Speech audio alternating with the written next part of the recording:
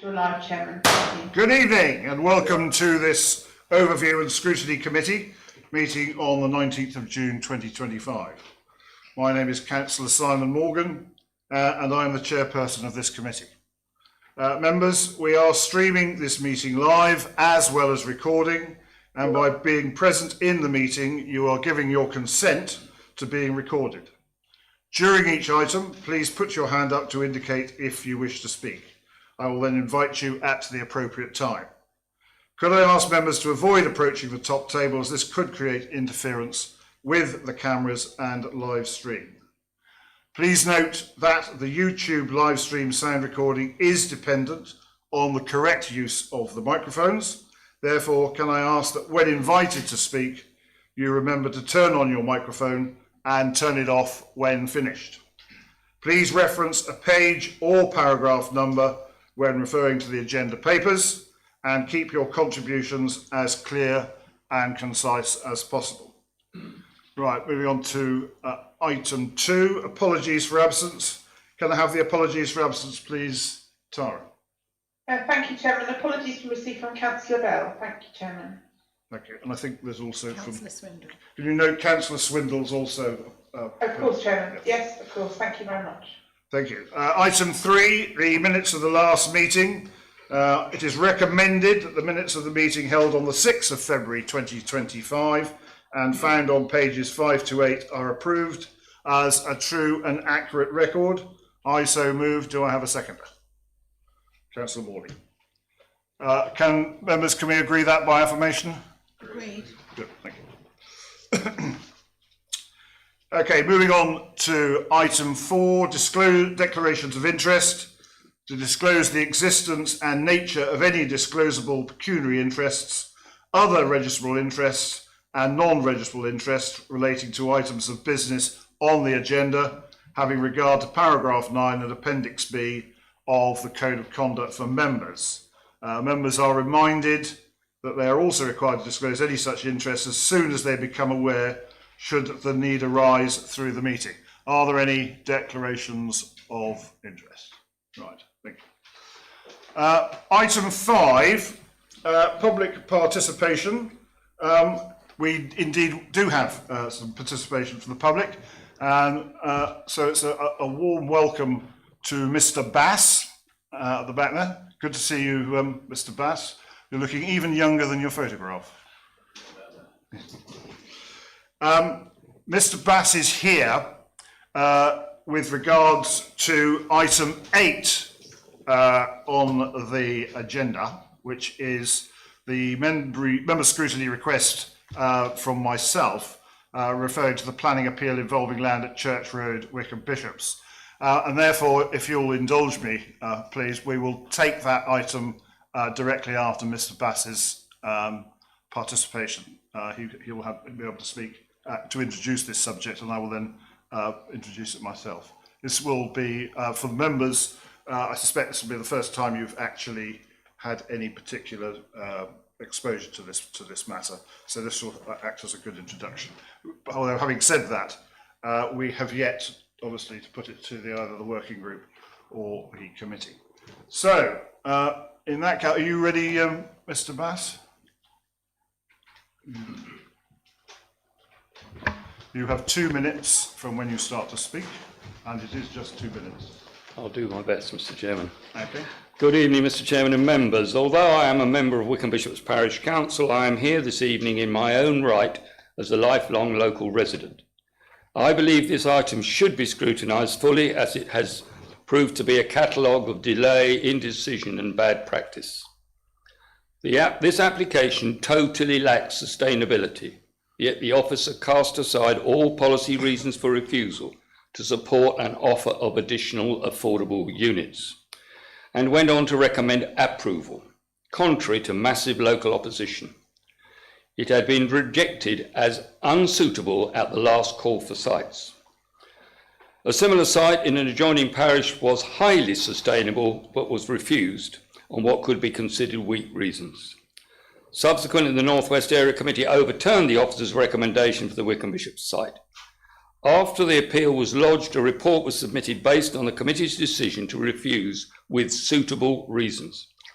It is understood that just before Christmas, the Planning Inspectorate contacted the MDC asking for comments on their report in the light of government changes of the NPPF.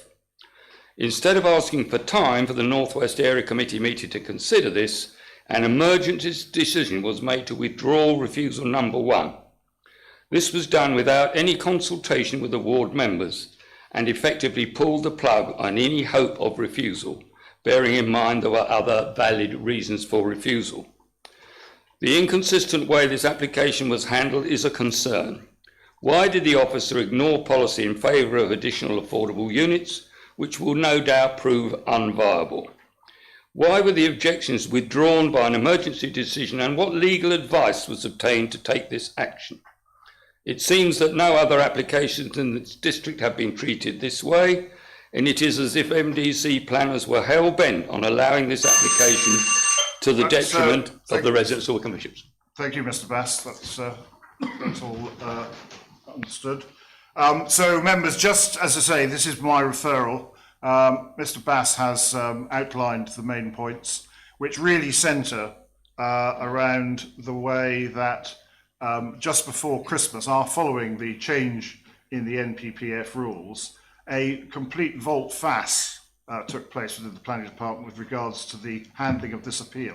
Prior to that, there had been a considerable amount of unanimity between the residents and indeed the planning department of the way the appeal had been held, and yet suddenly it completely changed the other way, and that is really what I have put this referral in to discover why that happened.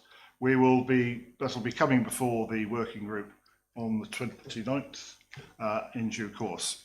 I don't propose to say anything further about it at this stage, unless anyone's got any particular questions. Mr. Jennings, is there anything you wanted to add? Mr. Jennings? No. Little Chair, you've explained it, and the points have been well made and understood and are to be reported in support of your scrutiny request to the meeting of the Overview and Scrutiny Working Group at its meeting Thursday of next week.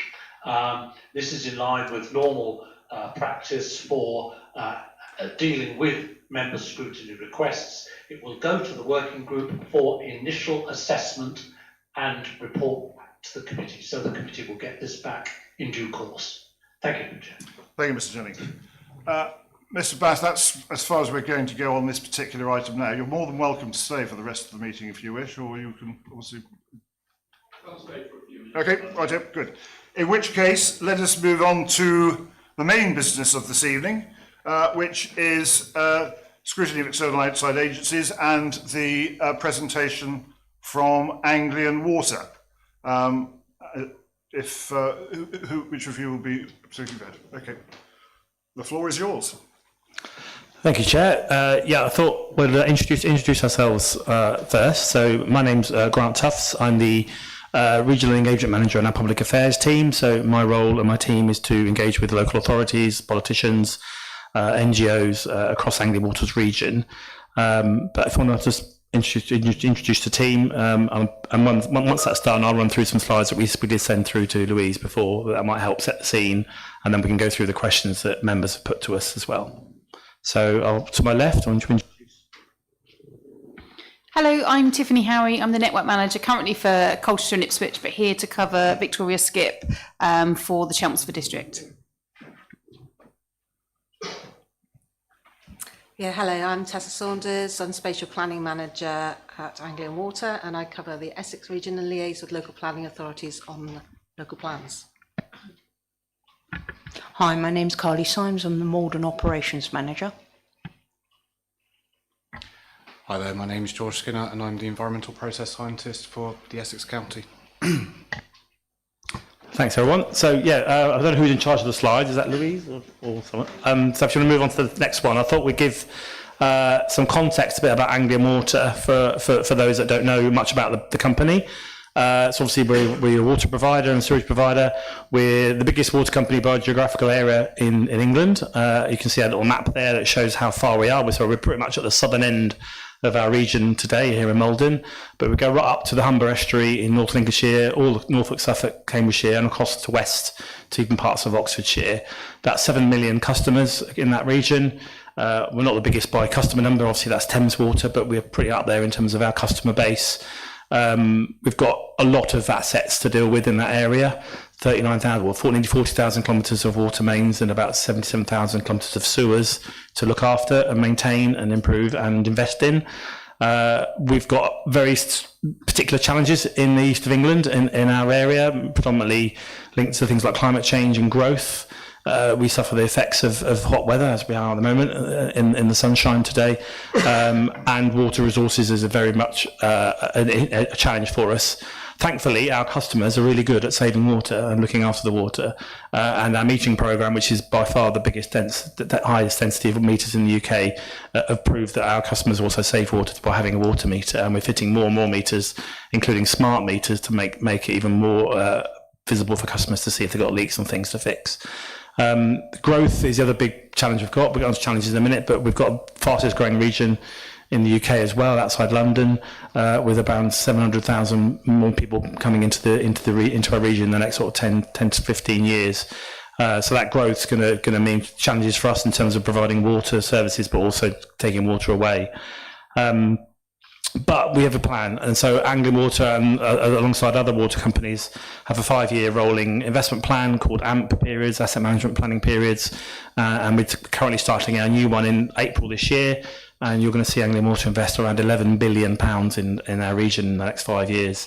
Half of that is basically operational costs and half is investing in new capital projects to combat things like the growth element also, but environmental challenges as well. So yeah, you'll be seeing a lot more of us. We're recruiting lots of people. I spoke to Carly earlier. She's interviewing this week for new people. So we're getting many more boots on the ground to deliver that investment as well. If you want to move on to the next slide, thank you. So we were asked by the committee to, one of the members, just to sort of measure out our challenges and sort of across the region. I've touched on a couple of them, but there's a bit more detail in the slide deck here. As I mentioned, climate change and the impact of floods and drought felt more prominently in our region. Nearly a third of our company area is below sea level, and obviously with the hotter weather and the increased demand, we're going to see sort of those challenges come to the fore, which we need to meet and adapt to. I mentioned growth. Growth is obviously, I mentioned before, the fastest growing region, 700,000 in the next 20 years, as I said. And obviously that's the growth ambition of the government has also not taken us by surprise, but it's affected our plans as well. And Tess might go into that a bit later. But in essence, what we've got funding for from you as bill payers to accommodate that growth doesn't meet the increased uplift in housing expectations from government. So we're playing catch up a bit on that. So again, we're working with local planning authorities and government to make sure that there is enough water and wastewater provision for those houses as they get built. And that brings us on to the regulatory requirement. So the water industry has been in this regulatory cycle since privatisation in 1989, 1990. And you know, we've got Ofwat as our economic regulator, we've got the Environment Agency as our environmental regulator, we've got the Drinking Water Inspector who regulates the drinking water, and a few other environmental regulators like Natural England and others. And that mix has been questioned for several years, and there's now a government review called the Sir John Cunliffe Review, which is looking at the entire regulatory system of the water industry, and we're very, very much in favour of that, and as there's a whole industry. So his initial report came out a couple of weeks ago. He's going to report fully in a couple of more weeks in July, and then that will probably form the government's new view of the regulatory system that water industry need to operate with in a few years' time. But in essence, it's making sure that whatever we do protects our customers and the environment. That's key to us. So they're sort of the more generic challenges across the region. For Maldon particularly, we've got the harvestable shellfish beds in the region here, and we're very mindful of our responsibilities in that. And we've got George, who's a sort of scientific expert, who can pick up any questions on that later. But generally, apart from that, Maldon doesn't really sort of stick out as a particularly challenging part of our region, thankfully. We've got good relationships with ops teams, we've got local planners, Tess mentioned, we've got good investment coming, I'll get onto that in a minute. But yeah, it's not a hotspot problem area as such for us, but we will obviously willing to listen to issues and take things back if we need to. And next slide, please. So forgive me for doing a bit of advertising, but I thought while I got you as a committee and a group of councillors, one of the big problems we have is clearing blockages, and Tiff knows very well, looking after the networks, we can get horrendous blockages in our sewers, and they cost us a lot of money and a lot of effort to clean out. 35,000 in a year, it's horrendous. And that's all come from people putting things down, losing things they shouldn't do. So we've launched this campaign called Just Bin It. You might have seen some of the advertising on social media or in the press. You see the imagery on the right, and we're pushing hard on to try and educate our customers and through schools as well about only flushing the 3 Ps, so the pee, poo and toilet paper, and making sure that we bin things like wet wipes, which are the bane of our life. I think we see about 9,500 packs of wet wipes in our sewers every day. And it's just cost us a lot of money and a lot of unnecessary effort to clean those out, and also it also causes pollution and environmental damage, and also even worse is it can block people's houses and cause internal flooding, and no one wants that. So yeah, there's an appeal, and we can send some more stuff afterwards to the clerk about maybe sharing some of these messages about Just Bin It, because it's important for us that our customers through yourselves as a council, local authority, to share that, because we would welcome the support and to make people aware of this problem. And then next slide, I'll hand over to Tess to talk about sustainable growth. Thank you. Yes, so in terms of local plans and planning, Anglian Water is a statutory consultee for local plans, other development plan documents and neighbourhood plans, and we seek to engage proactively with local planning authorities to help inform the spatial strategies for future growth across their planning area, to ensure that development's sustainable and resilient over the longer term, and we're able to invest in new infrastructure as far as possible in a timely way. As evidenced by the slide, there's a lot of stages where we can get involved in local plans, and we work proactively with local planning authorities, and in Maldon in particular, we are the statutory sewage undertaker, and our main input will be on the capacity of our water recycling centres to accommodate future growth, and also our networks. But also there's a range of matters we respond on in terms of planning, and that includes flood risk, encouraging use of sustainable drainage systems, and helping to support green and blue infrastructure provisions. So they're also important matters for us to respond on local plans. So in terms of local plan development, it's critical that we're engaged at those formative stages of the plan as evidence is being developed. We also encourage the production of water cycle studies to help support that, and that just helps us to plan our future investments and where we may need to phase growth to come forward later in the plan period where we might not have sufficient capacity. But we can help address that through the call for sites assessments that we've done with Maldon. So we've helped that first stage of initial evidence gathering for potential sites coming forward. If I could next slide, please. So in terms of assessing the capacity of water recycling centres, as I said before, we encourage local planning authorities to undertake water cycle studies as far as possible to help inform a plan-led approach to accommodating future growth and ensuring the infrastructure is delivered in a timely way. We can help this process, and we can provide this RAG assessment of capacity at our WRCs. We do this informally, as we have done with Maldon so far, and through the site assessment, so we can do it formally through consultation responses.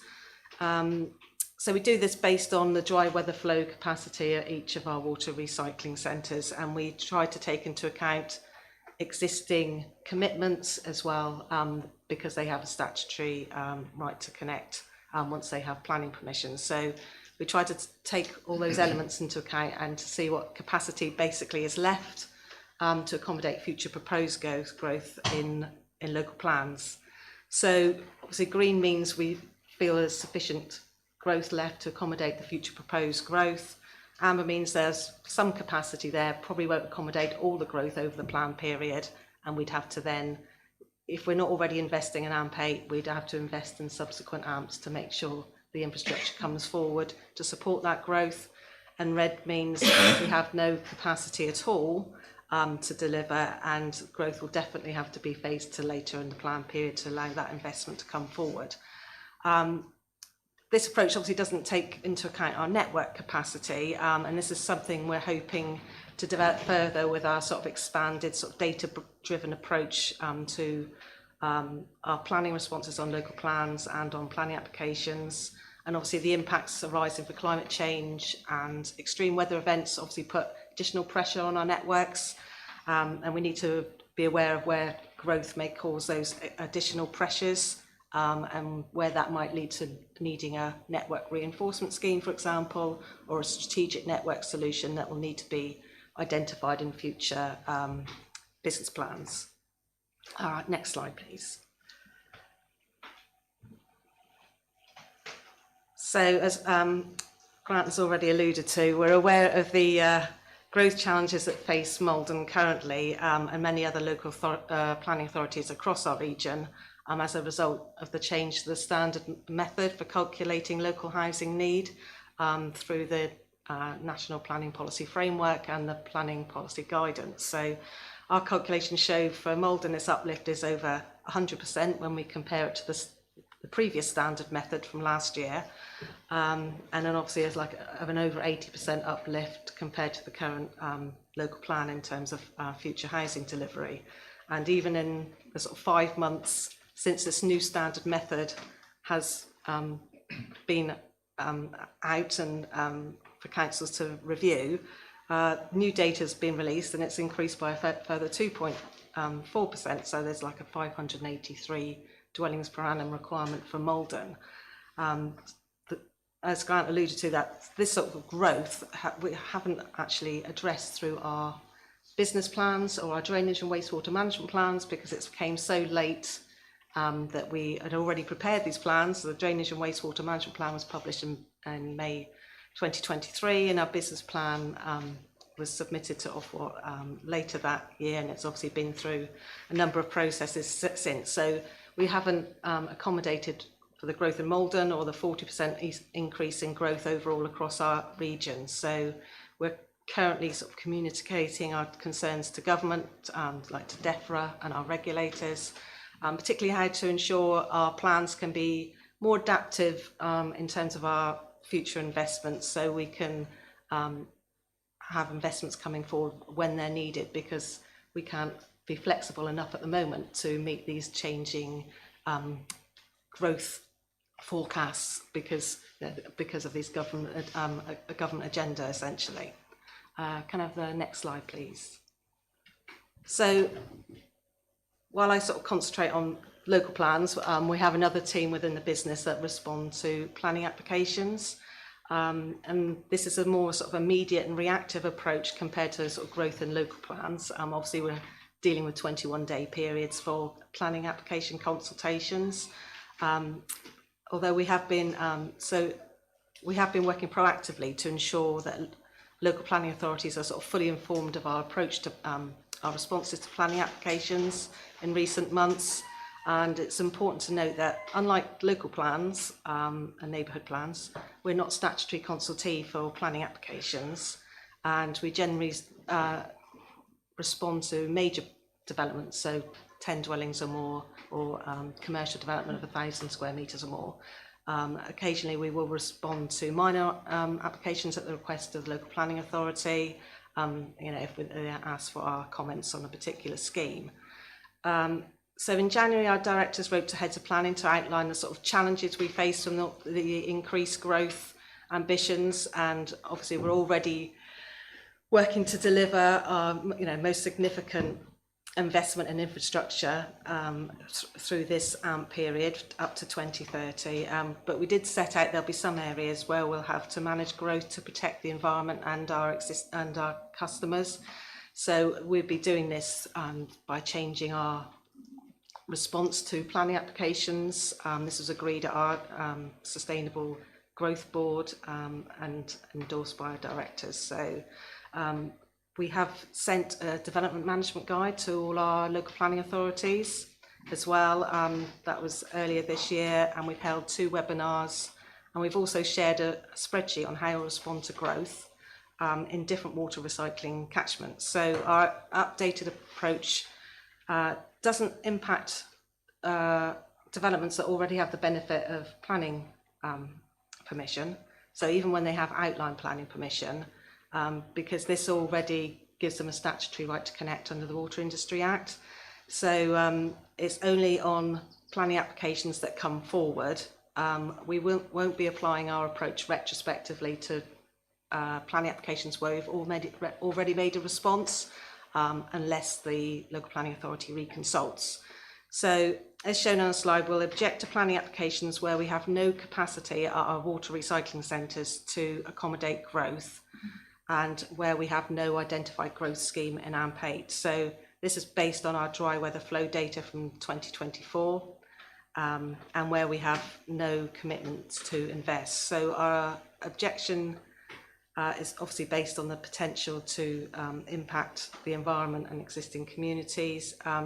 For Maldon, this primarily impacts Latchington and some very small works that we call descriptive works, which are not really designed for accommodating incremental growth. So they'll be in very tiny settlements or hamlets. So where we have an identified growth scheme, but I don't think we've got any in Maldon, not growth schemes for our water recycling centres, but we will apply a pre-occupancy condition to ensure or we'll ask the local planning authority to apply it, to ensure the development's not occupied before we've delivered our growth scheme. So this is to ensure the growth scheme's delivered, and then the developments can connect and be occupied, and then there's no harm from increased flow. Where we have an identified growth scheme, that's the approach there. So pre-occupancy conditions, and we've got those in a few of our local planning authorities, but not within Maldon. And the remainder of our water recycling centres do have capacity for growth, but this is obviously dependent on the numbers of dwellings that do come forward, but we have plenty of data to support the sort of existing commitments within those catchments. And we'll also now direct developers to connect to a sustainable point of connection to avoid any constraints in our network. And then the cost of the conveyance to that point of connection is paid for by the developers. So I think that is me. Thanks, Tess. Only a couple more slides, then we'll get into the questions. But one topic which often comes up when we talk to local authorities and scrutiny committees is storm overflows, which is in the media quite a lot. So you've heard about water companies pumping sewage into rivers and that sort of thing. So I thought we'd give a little sort of description and an explanation of what that actually means in our world, as a refresher, in case that people don't understand or know, or just see the headlines. So basically, a lot of our network is a combined system that combines foul and rainwater flows. But we have what we call like pressure release valves. In effect, it's a bit like your overflow pipe in your bath. That when heavy rainfall does come, we're permitted by the Environment Agency to release that flow, which is obviously highly diluted into the environment, because it's not actually shouldn't really affect the environment, because it's probably going to a river that's already in spate and already in a storm condition. It's all very, very, very regulated. We've got about 1,500 of these CSOs, combined storm overflows, in Anglian Waters region. They've all got monitors on. We were the first company to get more monitored back in the end of 2023, so we know exactly when they spill and for how long. All that data is available on our website as well, so you can see within an hour of that being activated whether it's true or not. You can see where it is and what's spilling.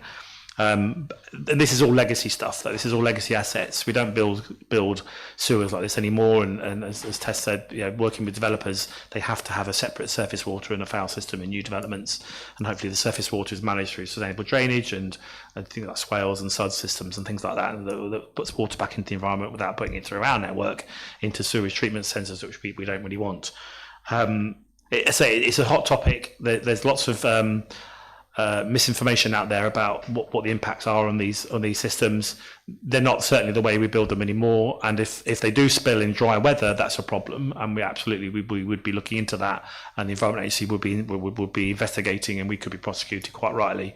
So storm overflow should only really operate in high rainfall events, or maybe when there's been a mechanical breakdown, which again we're able to talk to Ye about that as well. As I say, we're working through it. Every one of our storm overflows has a plan against it from the government. So it's a storm overflow reduction plan, and over the next sort of 20 years or so, they'll all be dealt with on a priority basis, the high spillers first. So we ultimately get rid of those at some point in time. Because I say any new development won't have this system in place, but it's something that does come up a lot when we speak to communities and councils. Next slide, please.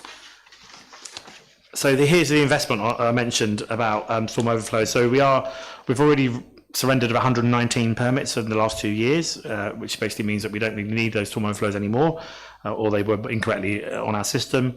And that storm overflow reduction plan with DEFRA is already in play, and we are going to now invest a lot of money, I think £1 billion in the next 5 years, to target those ones that spill the most and reduce the impact on the environment that they have. Our environmental spend generally is going to double to 4 billion as well in this 5-year period, and that's looking at things like wetlands and sud systems. And you can see an example there at Haybridge, where we just installed two big new storm tanks, about £2 million investment to increase that site storage to prevent those spills from happening into the environment by storing that water till the storm passes. Then we treat that water back into our treatment process and back into the environment all clean and nice. So the idea is by 2030 we'll reduce our total pollutions by about 41%. And our chief exec, we've got a new chief exec, came into Anglian Water last year. He's very much focused on improvement on pollutions, and we've got lots more people, as I mentioned earlier, on the ground looking at this, and lots more money coming forward to target the high spillers first. And that involves things like blockage prevention, improving the assets we already own and maintain, but also increasing that storage capacity through storm tanks and other resources. So that, just that commitment to really sort of target that as a way forward. Next slide, you can see some of the data. Again, this is all available on our system, on our website. You can see the spill data for Maldon district. As I say, we've got 22 overflows in your district. 100% of them are all monitored, and you can see the total spills in the last 2 years, or 3 years, the duration, average spills and average duration. So, but behind that, there's every CSO, every monitor is available on our website, and the high spillers you can see, and they'll be the ones that we'll be targeting first in the next sort of 5-10 years. But as I say, we're very transparent with this stuff. We don't want, we're not hiding behind data or technology. It's a live system on our website. You can just search for storm overflows, Anglian Water, you'll find the page, and you can see when they activate and against each one what plan is to reduce the spill numbers in the future. And then finally, last slide before we sort of get onto questions, is investment. So as I said, we've got £11 billion coming across our region. 50 million of it is coming just into Maldon district, and you can see some of the examples here of some of the investments that we're going to see in the next 5 years. A lot of it is about storm overflows, as I mentioned before, and you can see some of the sites there, Burnham and Crouch, Maldon, and other parts of the district, all to be delivered by 2030. Also more screening. So again, tightening environmental standards means we have to screen more of our wastewater. So again, looking at pumping stations across the district, we're going to get increased screen, and also that storm capacity point. So we're installing big storm tanks at a couple of works at Purley and Tillingham. And then also we talked about the shellfish stuff as well. So we'll get onto that a bit later on. But at Tollsbury, we're looking at reducing levels of bacteria and final effluent to protect shellfish beds, which we know is a key part of the local community and economy. A similar scheme will be delivered in the future at Maldon as well, I'm told. So lots going on in Maldon. You'll see these schemes coming to fruition in the next 5 years, and we'll do some local engagement as those schemes get underway. We always do. We write to councillors, ward members, and MPs and communities, and our customers teams that deliver those schemes will be engaging too with parishes. But yeah, so that's the end of our slides. Obviously, you've got them already. We can then move on to any questions, or do you want to go through the questions that were submitted? I don't know if you want to run through them, chairs, and we can answer them. Well, let's do. Have you got those on the on a slide? No. What we haven't, because I mean, some of the questions were quite lengthy, and the answers wouldn't have been practical to read. So what I was going to suggest, we would submit written answers to those questions after today, fully answered all the questions. Okay, I think we'll sort of throw it open to members. In fact, if I can start, in terms of your discussions with our planning department, sort of in terms of what plans are going forward and your capacity to be able to deal with them, can you just sort of explain how that works in practice and how often and frequently that you're meeting and how that is actually done? Yes, so generally the local planning authority approaches Anglian Water. Sometimes it's the first consultation on the local plan, but sometimes it'll be before that stage and looking at evidence. So in Maldon's case, the planning policy officers have contacted us to help us assess call for sites. So obviously the call for site stage was done, and then we reviewed the sites in terms of our water recycling centre capacity and our network capacity. So that's the stage we're at present, and I have also submitted some data to help inform that approach. So we've submitted some data on like the encroachment buffers to our water recycling centres, just so to help with site selection and make sure that the housing isn't sited too close to our water recycling centres, for example. So we generally, we're happy to review evidence, and then we'll obviously respond more formally to the consultations as and when they're published. But it kind of takes different forms of different local planning authorities. Sometimes they approach us in different ways. So sometimes we might not be engaged until after the first issues and options stage, and sometimes it's beforehand. So it just depends on the local planning authority. But we have been involved at a very sort of formative stage with Maldon District Council. And is Latchington the only red letter area in the district? Yes, it is at present, yes. Okay. Councillor Smithy. Yes, it actually pertains to my first question to that with Latchington. You said that obviously it's other areas feed into Latchington, so I'm imagining that those other areas would be affected as well? Yeah, so North Foundbridge is part of that catchment. So we are, that will affect the whole catchment. Obviously I think there's been a pump away scheme as well, yes, to deal with some of the development at North Foundbridge, which goes to Southwood and Ferrers catchment. But obviously at the moment, Latchington is sort of non-compliant works, so hence it's red for planning applications and for sort of local plan development. Thank you. I'm going to let other members. I have got another question, but I'm going to just quickly ask a very quick one. So I'm the member for one of the board members for Heybridge West, and I didn't know about the storm overflow works. I'm also on the parish council there, so if you could communicate that with me, that would be really great, because I could share that information on. Thank you. Councillor Stevens. Thank you, Chair. I've got several questions relating to Tollesbury, because I'm the ward member for Tollesbury, but I'm actually just going to start with a wider one. You mentioned about the wet wipes. Absolutely, people shouldn't be throwing the wet wipes down the toilet. But the just bin it might be quite hard for us to promote, because we're trying to get people to just recycle it and put it in their pink sack. So we probably, I mean, I'm speaking for the comms people here without any knowledge, but we probably don't want to go out there with a just bin it logo slogan. But I think there's scope for us to work together to find some wording that does work. And I'd be really keen to work with you on that. I hope that I would find some support amongst other members. It seems like something we should be talking with people, with the public together. So I'll leave it there. I've got other questions, but I'll come back to those. Thank you. I'll just add to that, if I may. Thank you very much. We appreciate as much publicity as we can. And you're right, it can be conflicting when you've got recycling in front of mind. Fortunately, the plastic in wet wipes isn't recyclable. So that's why we have to bill it. I mean, if you were to visit one of our sites, and I'm sure Carly would open the doors to one of our sites to see, everything, we call them water recycling centres, not sewage works anymore, because everything comes in apart from the wet wipes and then flushable material is recycled. All of the organic material, not to get too graphic on a Thursday night, you can imagine, but all of it is recycled.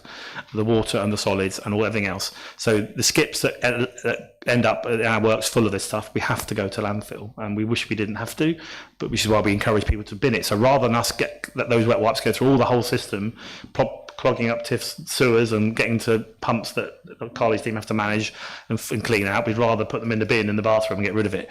You might be interested to hear, just today, the Welsh Government have decided that from 2026, they're going to ban the sale of plastic in wet wipes. That's amazing. If we could have that in England, I would jump through hoops. So yeah, we'll watch with bated breath whether the English government will follow, but that's the sort of forward thinking we want to see with wet wipes, because they've got a value. Absolutely, we're not saying ban wet wipes, because they're really key for for childcare and for elderly care and cleaning houses and things. So we're not saying ban them, but banning plastic in them would be brilliant, because they can break down. So yes, we would appreciate some help, but we can send you some stuff afterwards. Yeah. Councillor Moore, did you? Yeah, I was going to say that they all do go to landfill, but how can you, how confident are you with our constant use of drugs, cancer drug, whatever illness and things we have, isn't getting into the system? In particular, the cake that's spread on the land, I'm not sure if some supermarkets aren't receiving stuff grown from that. Is that right at all? Or, and can it be dried and incinerated and generate electricity with it? I'll probably hand over to George. Yeah, no. Let George. Yeah, George's the scientist in the room. So, a lot of the pharmaceuticals that come into our system are obviously water soluble. We can't biologically treat a lot of them, and I think a big misnomer amongst people is that we chemically treat the sewage. So, very minimal chemical treatment at all, if not completely absent on 99% of our works.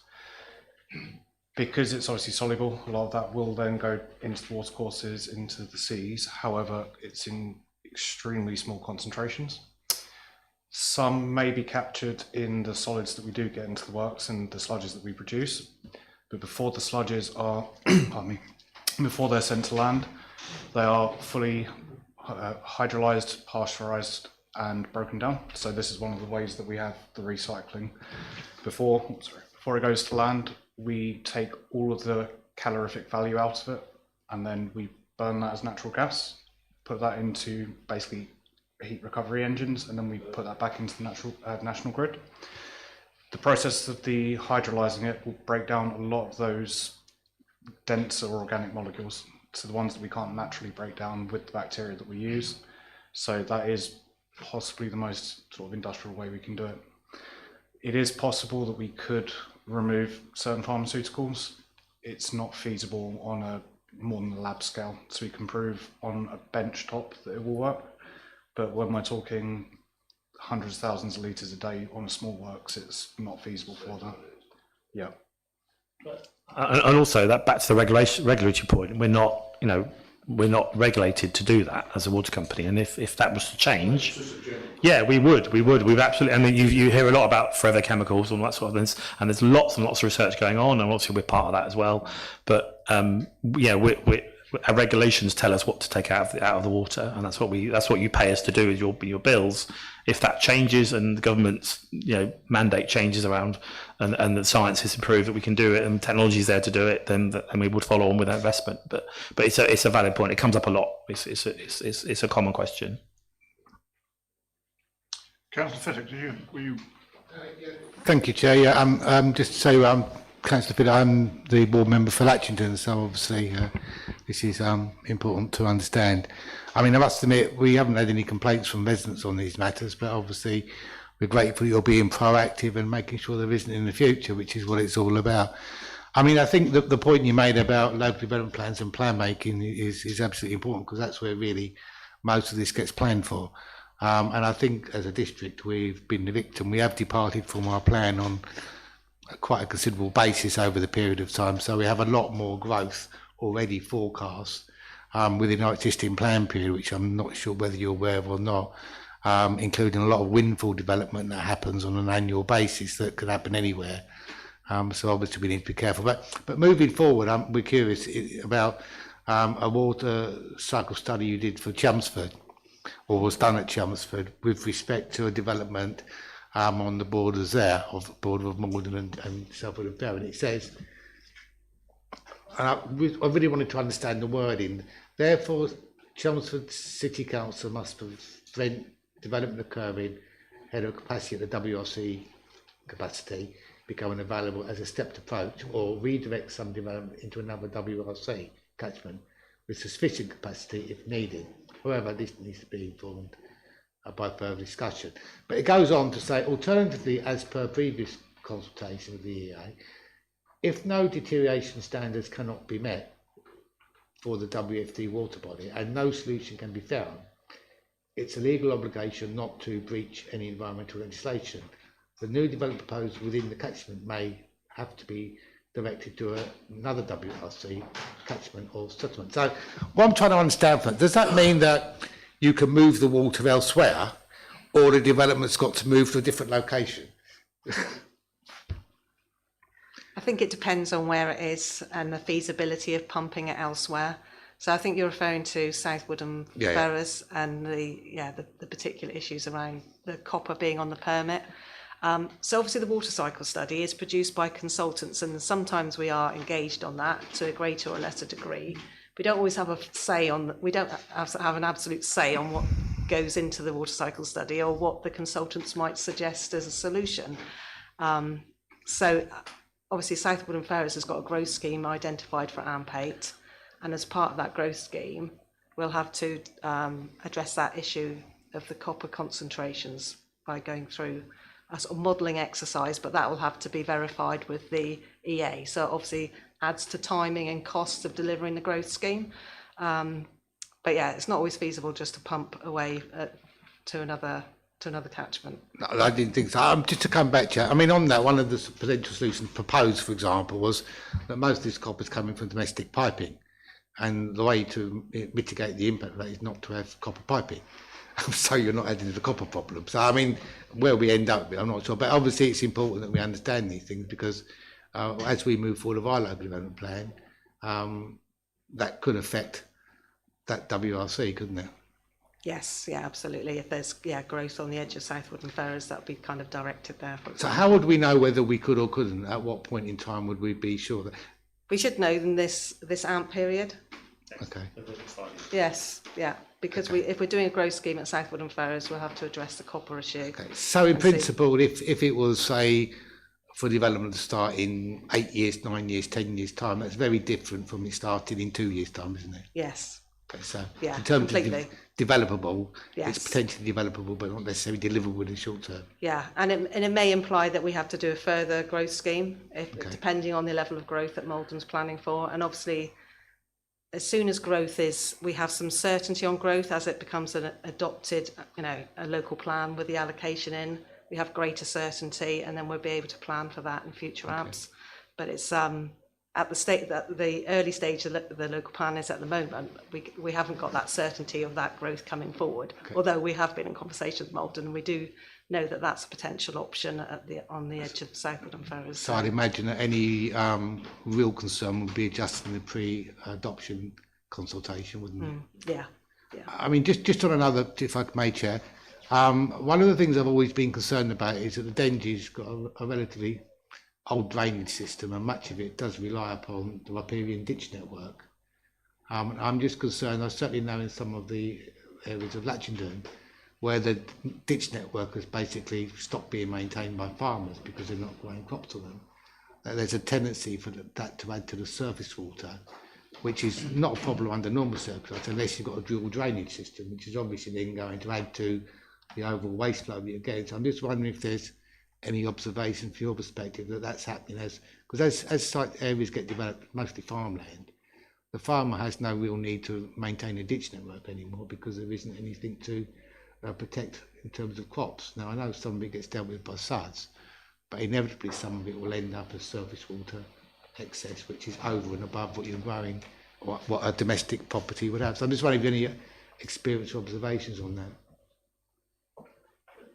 Not specifically here, I don't think, but I mean, the point generally is that surface water is a matter for the local planning authority and the lead local flood authority, and as we said, we want to have a sustainable drainage systems in place from these developments.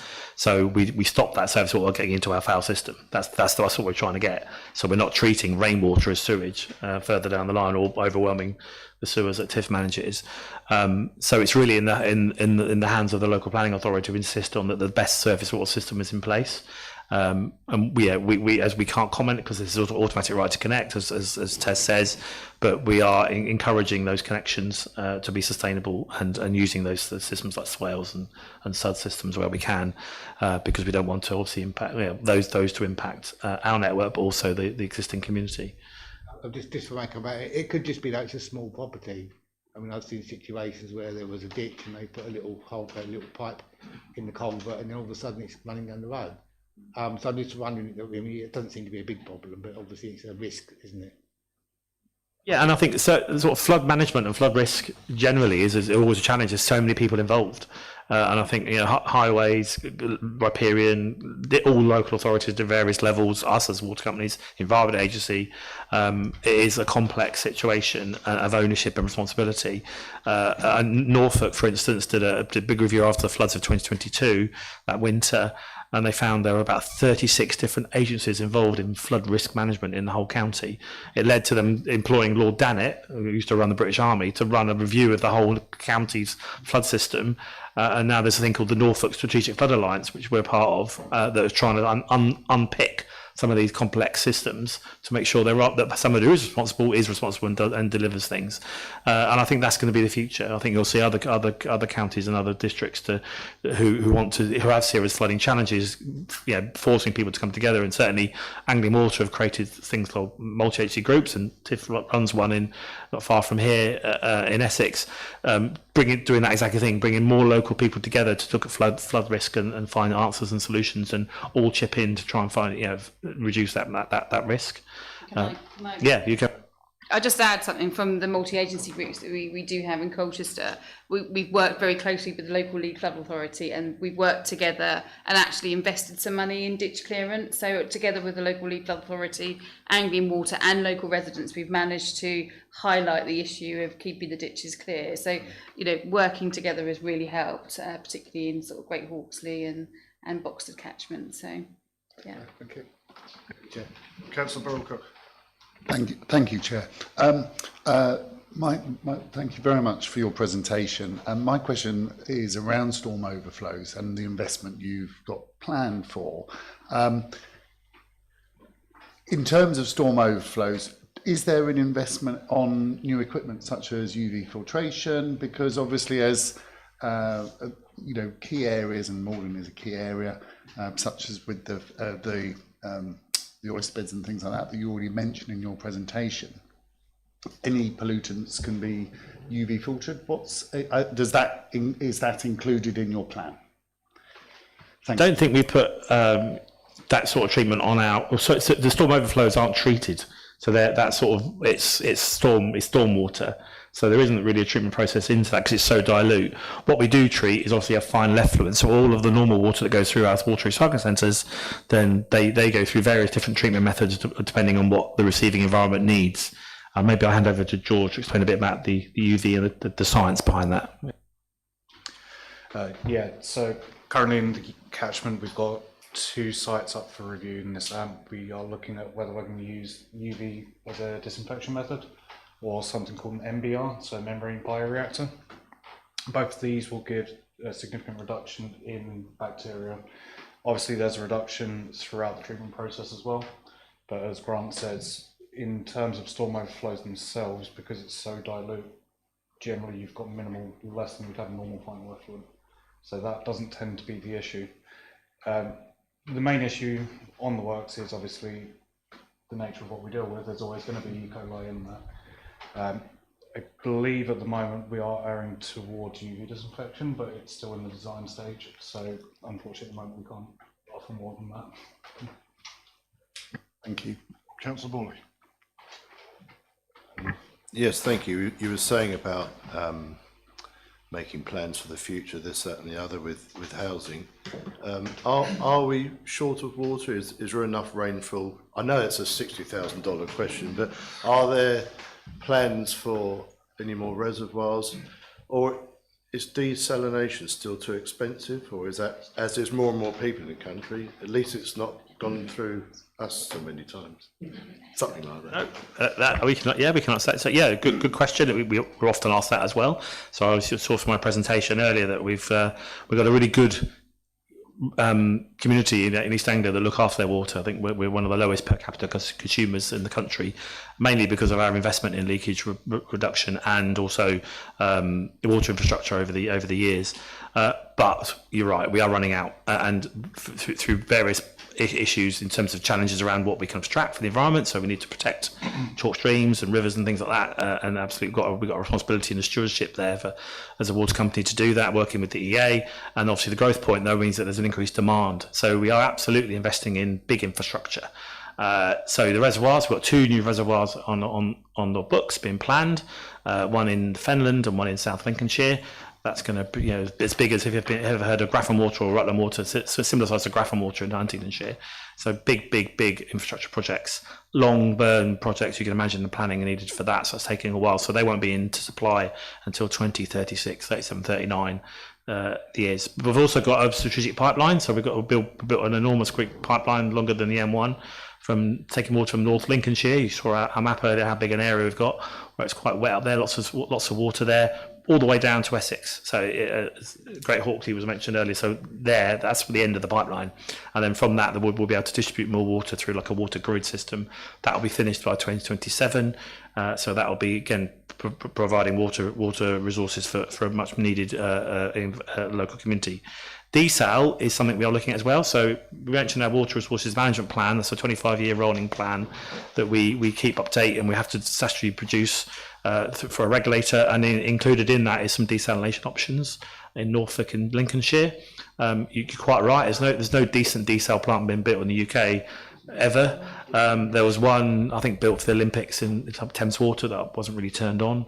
But water companies are looking into this obviously more and more, and we certainly are investing in working with others, including looking at how desal works abroad and the people that have needed it in places like South Africa and Australia and the US. That is second nature to them, certainly in the Middle East. So yeah, I think desal is coming in the medium to long term. The other thing is water. We call it advanced water recycling. So basically, rather than discharging the fine effluent straight into the river, we can divert that and put it into a treatment system and turn it into drinking water. So almost cutting out the middleman. And there's a scheme being proposed for Colchester to look at treating fine effluent into a high degree, putting it in a pipe and pumping it back up to Ardea Reservoir, where it mixes with water there and then puts back into supply and treated into drinking water.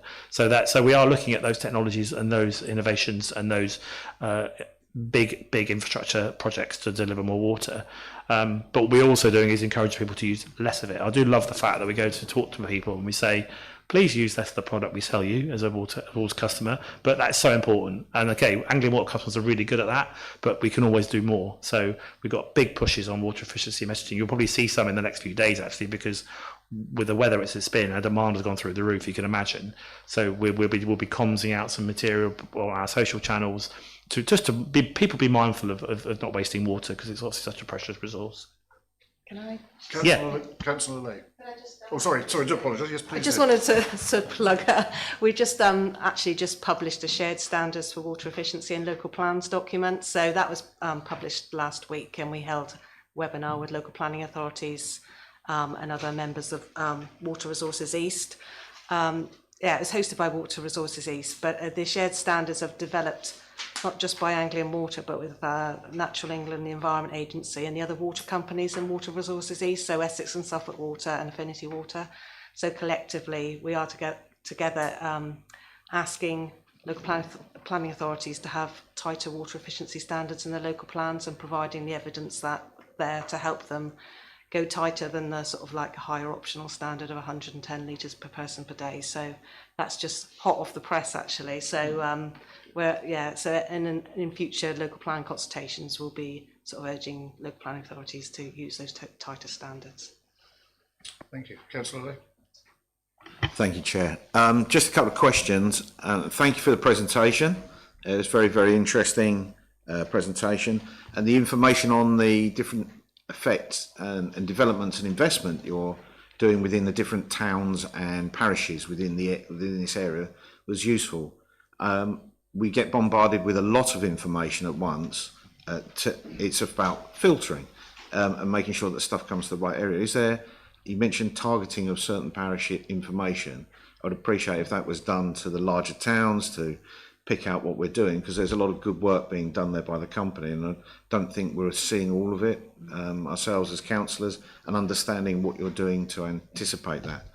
I think that would help. And perhaps following on from that, I was lucky to be able to visit the site down by Haybridge.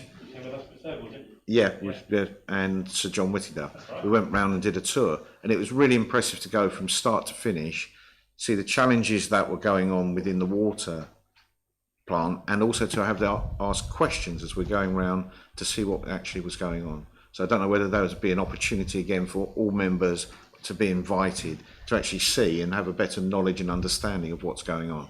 So, sorry, 2 points there, but thank you very much for your presentation.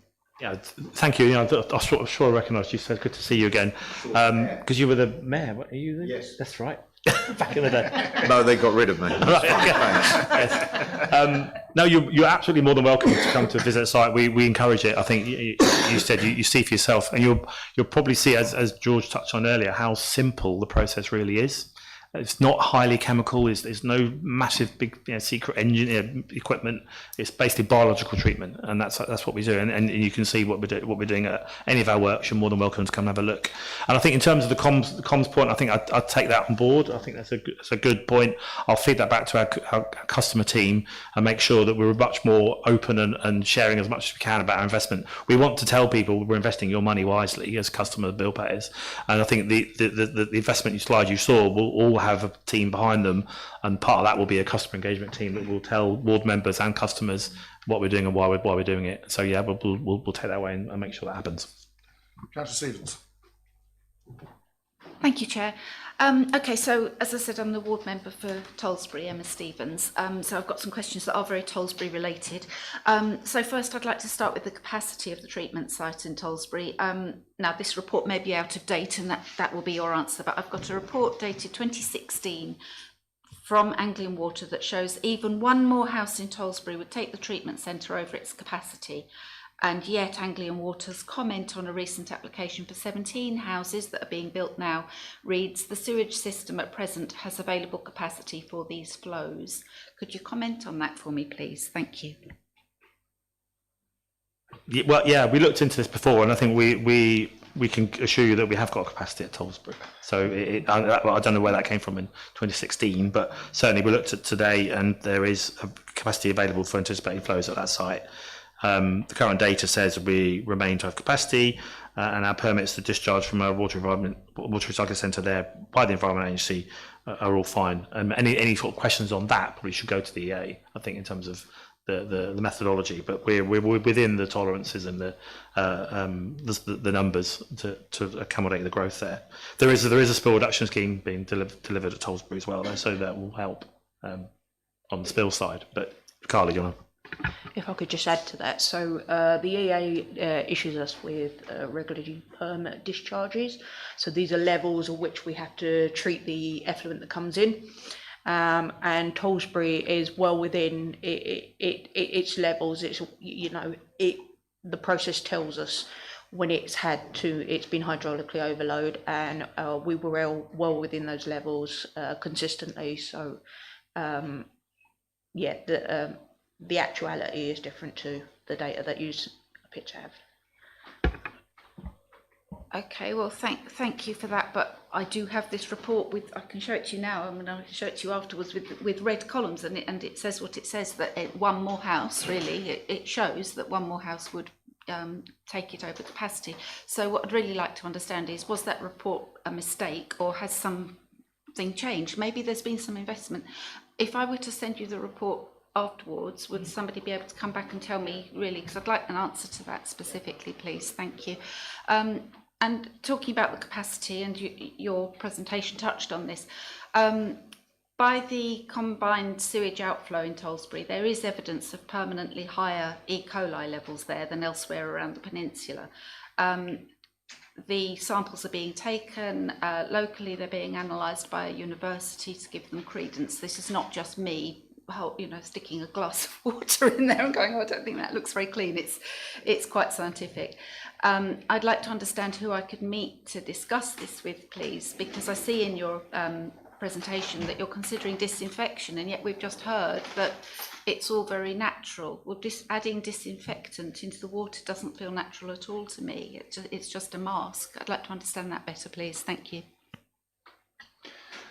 Yeah, so as I mentioned to the Councillor earlier, E. coli and enterococci, or fecal coliforms, are part and parcel of sewage treatment, so they are coming in.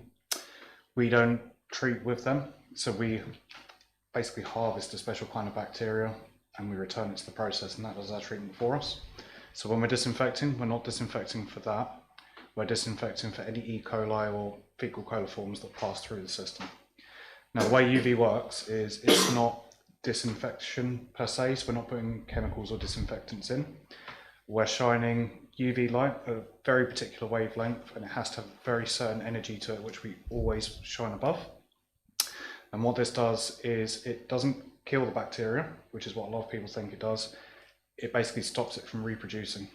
So the way bacteria reproduce is, unlike humans and most animals which reproduce vertically, they reproduce horizontally, so they split in half. To do that, they need to double up everything that's inside them. If they don't have 2 copies of it, then they can't split into 2 copies. So what the UV does is it snips the DNA, because their DNA kind of exists like rubber bands in there. So ours is in chromosomes, but theirs is in loops. If the loop is cut, the bacteria can't reproduce, and a lot of the time it also can't produce the toxins. So what the disinfection, in inverted commas, that we're doing is we're actually just stopping them from reproducing, and they'll naturally die. So even with UV disinfection or MBR treatment, you will still get fecal coliforms in the watercourse. They will still show up on your results, but they will not have the potential to be pathogenic, essentially. And they'll be there for a very short period of time. Now, you will get very high concentrations in a very short proximity around a discharge point, because, as I say, it's part and parcel of the sewage treatment. That dilutes very quickly as it enters watercourse. However, as we say, the bacteria, if we don't disinfect them with a UV, can continue to grow and divide, and that's where they're able to then get further out into the watercourse, essentially. So at the moment, because we don't have the driver for the disinfection, we're not currently doing it, there will still be E. coli around that discharge point. However, the disinfection we're doing, whether it be UV or MBR, there will still be some going into the watercourse, but it's non-pathogenic and it doesn't grow anymore effectively. Thank you very much for that. That all sounds, to my totally unscientific mind, very marvellous. Would I be able to introduce you to the Tollsbury Climate Partnership, who do have scientists on board of your calibre, that they could understand? There's no point me saying, oh, well, they said it would be fine. I have no clue what you really just said. Sorry, through you, Chair. I don't have that mind, but I would really welcome the chance to introduce you, if I could please, to the Tollsbury Climate Partnership. Thank you. They've actually already introduced themselves. So they are on my radar. A response will come to them, and we'll include everything with that. Thank you very much. Thank you. So, I mean, that sounds absolutely wonderful. We've got 2 other issues in Tollsbury, though, that are not so wonderful. We're having repeated leaks from the main sewer pipe that goes down from the village to the waterworks. And we've had a recent sewage spill into the Triple SI from the water treatment works, which is not marvellous. with the leaks, the pipe just comes down the hill from the village and then it goes into the treatment works. There are several points along the pipe at the bottom where it's broken on various occasions. There's rats down there, and now there's a dead rat lying on its back, so I presume somebody's put some poison down. I think Anglian Water have filled the hole, but then the rats just burrow down beside the hole. I understand that Anglian Water's responsibility isn't about rats, but if the hole was filled up permanently and properly, I feel that there would not be rats there. They're just an indication of something going wrong. And the ditch that the pipe runs through, there's sewage. I mean, I can see, and the same piece of sewage has been lying there for a very long time.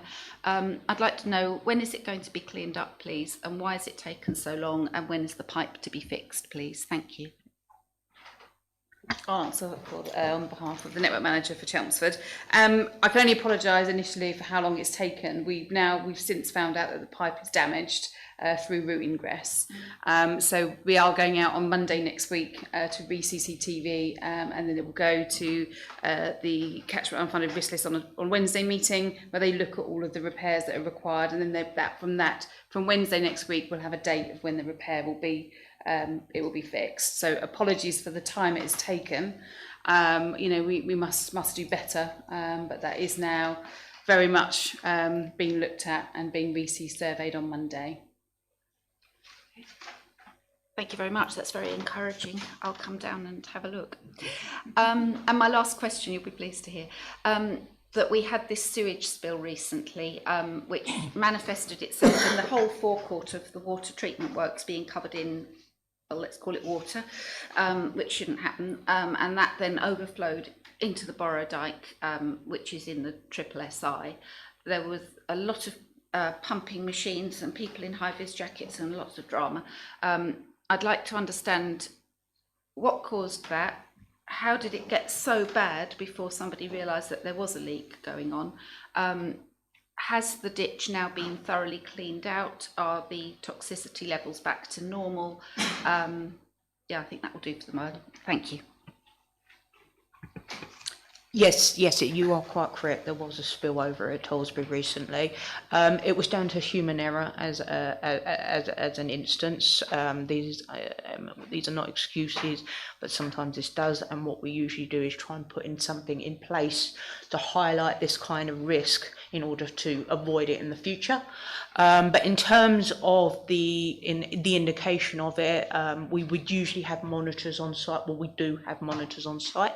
The specific monitor on this tank was actually, it was working in the fact that it was sending out signals, but it wasn't correct. It had an electrical fault with it, but the fact that it was sending out signals would make us would make us think that it was actually a correct signal.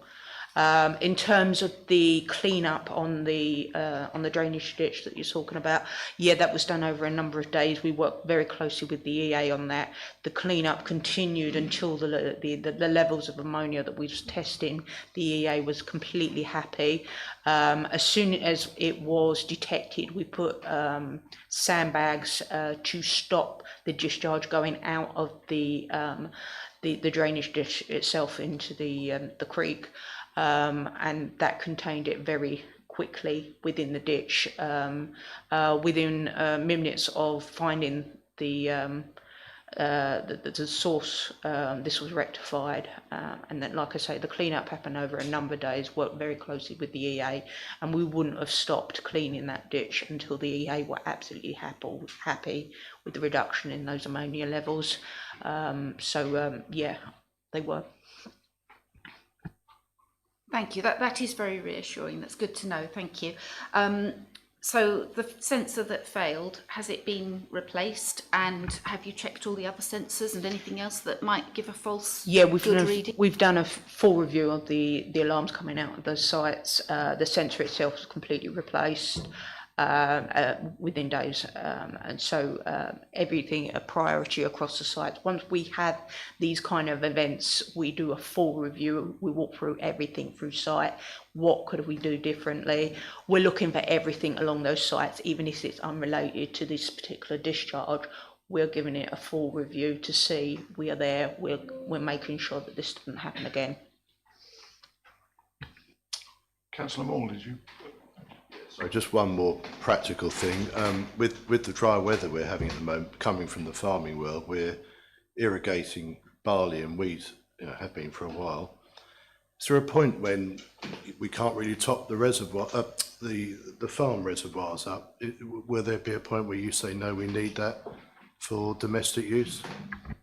So that wouldn't be our call. That would be the Environment Agency. So you would have an abstraction license with them to take it out. So yeah, we don't get involved in that sort of thing. Yeah. Anybody else? Oh yes, Councillor Smith. So I thought I'd wait patiently to the end. So mine's a more general question, you'll be relieved to know. It does appertain, and I did speak to a couple of people from Anglian Water about it a couple of years ago now. I don't want to identify the site for obvious reasons, but there was a site where we've had a development site that had been completed within the last few years. And on that site, there was a sewage pumping station that had been built. And there was clearly a problem as the management company was having it pumped out very regularly, and the residents were receiving higher and higher estate management costs because of it. And it turned out, and I don't know actually if in that particular case what's happened since, but it turned out that it hadn't been adopted by Anglian Water because the developer hadn't turned it over to you, for want of a better way of putting it. And I remember at the time hearing that could have been because the pumps weren't quite sufficient and that they would need to be upgraded for you to, be able to take it on. Is this a problem you come across with new developments? Because, I've got quite a lot of development in my ward, as you would be aware, and it wasn't the site that's going on at the moment, I hasten to say that. But it is a concern because in sites that I've got around my ward, some that go back towards the beginning of this century onwards, you do have this problem with estate management fees, and often there does seem to be this problem around sewage pumping stations in one way or another. I know at that time when I spoke to someone from Anglian Water before, there wasn't any way that you could influence that or insist that they were adopted. Is that still a problem for you? Do you still come across it? Thank you. So our development service team liaise with developers about the infrastructure needed on site. So generally the developers have to build to a certain spec for us to adopt it, and there's usually then a 12-month period to make sure it's all operating as it should before we will adopt it. So if they haven't built it to spec, and if it's not operating how we'd want it to be operational, then we wouldn't adopt it because it's a risk. It poses a risk to us. So I would think it's a matter for the developer to sort. But generally we have growth liaison managers that liaise with developers on large sites, and our development services team obviously closely work with developers to make sure they're delivering the right infrastructure. But I'm not aware of it being a real issue, but we can certainly take that back. I'd just like to add to that. I have recently, probably in the last 8-9 months, kind of adopted 2 pumping stations, and as a manager, the handover of that is quite a scrutiny that they have to go through. We don't take it on unless it is up to standard, absolutely. But yeah, they do get in contact with us, and it has to be up to standard. So wonder if something else happened there. So coming back on that, you don't have any power to make them come to you with it. So that sort of brings me to around, what the enforcement process around that would be if it's kind of, they don't come to you, so nobody knows that there's a problem except for the poor residents who end up paying more. And that still could potentially be an issue because you don't have powers to say, in other words, because you would expect that, wouldn't you, as a member of the public or somebody buying a house, that you would have the right to say to the developer, we're taking this on now after that period of a year. And in this case that I was talking about, it had gone on for a number of years. So that power doesn't exist. You don't have that power to do that for that reason. That's quite an issue, isn't it? But it is. And it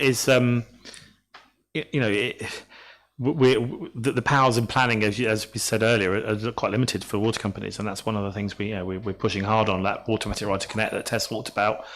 Actually, although even today, I noticed that the government have announced some guidelines on SUDs, which is something again we're looking at. Well, no doubt our colleagues will be pinning through line by line what actually that means, but that's a sort of step in the right direction, because even SUD standards vary, and there's no really sort of a textbook to follow. But yeah, with pumping stations it's the same. We have to insist that they're up to standard, because we cannot be, because in essence, if that goes wrong and it costs us money, it's you as bill payers have to pay for that, with the developers gone off into the sunset with his money. So it is a problem, and absolutely we would talk to it, and Tess mentioned the growth liaison managers we have will keep that dialogue going with those developers to make sure that they are delivering what they should be delivering. But ultimately, what we end up with might not be good enough, and unfortunately it is an issue. Thank you. Councillor Fitting, do you have a... Yeah, I mean, just if you don't mind, Chair, at that point, I mean, it would sound to me like the local authority would have to make a choice.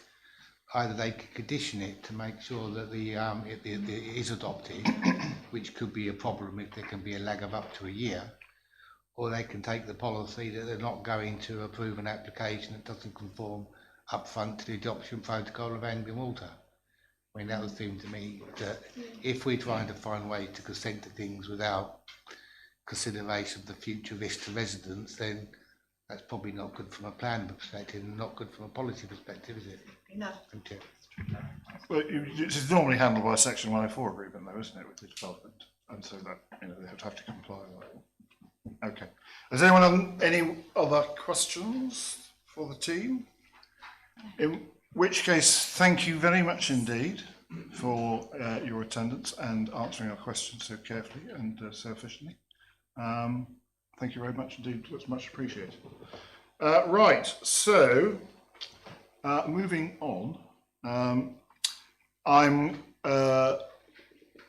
sort of conscious that a number of people who are sort of tuning in on YouTube are probably not aware that obviously the item 6, which was the scrutiny of outside agents, Essex County Council, has had to be postponed due to some procedural issues at Essex Highways.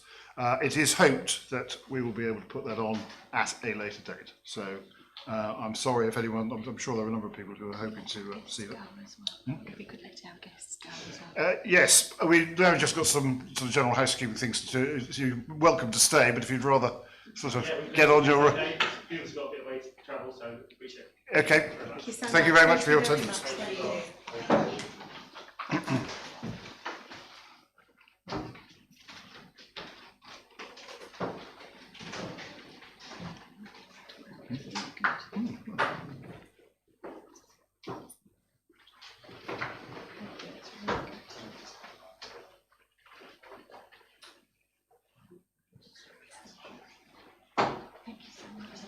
Thanks very much indeed. Really good. Thank you.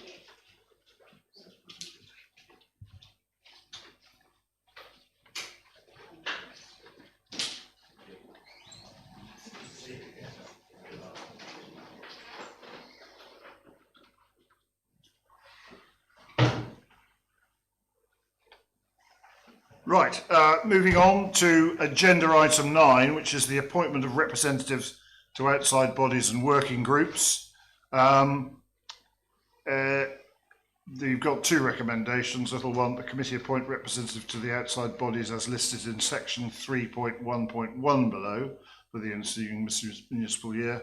And little 2, the committee appoints representative to the working group as listed in section 3.2.1 below for the ensuing municipal year.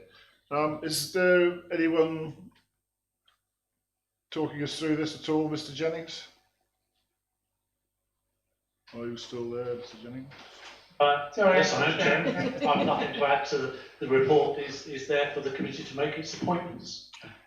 Right, just help me if you can. In 3.1.1, we've got the outside body, which is HOSC, is that right? Which in 24-25 was obviously Councillor Spenceley. Are you willing to continue in that role going forward? Chair, I would, yes, be very happy if someone wants to nominate me. Okay. Councillor Burrell-Cook, is that a nomination? I would nominate Councillor Spenceley. Okay, and that's seconded by Councillor Morley. Good, well that's that. And then moving on to the project and improvement management framework. I think there's a misprint here in that I think it should be Councillor Stevens and Councillor Thompson. Again, are you, firstly, are you happy to continue to in that particular role? Councillor Stevens?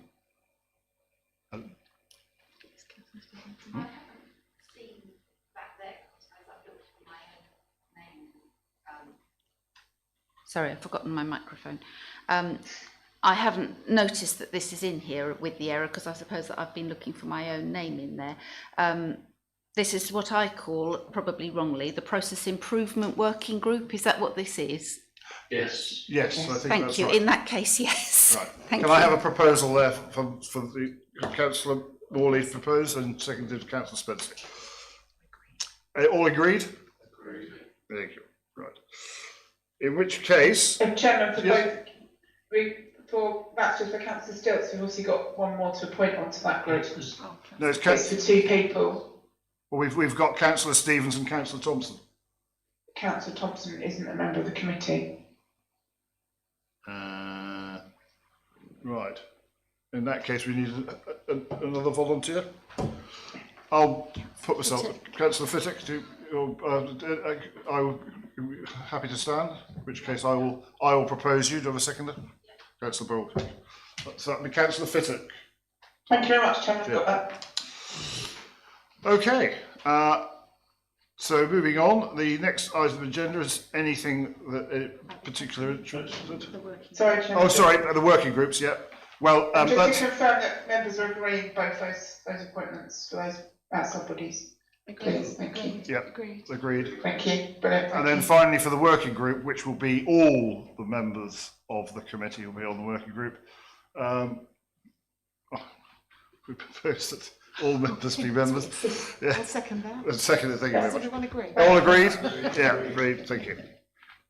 Thank you, Chairman. Right. In which case, moving on to item 10, any other items of business that the chairperson of the committee decide are urgent. You'll be pleased to know that I have none, and therefore I close this meeting at 20:56. Thank you very much.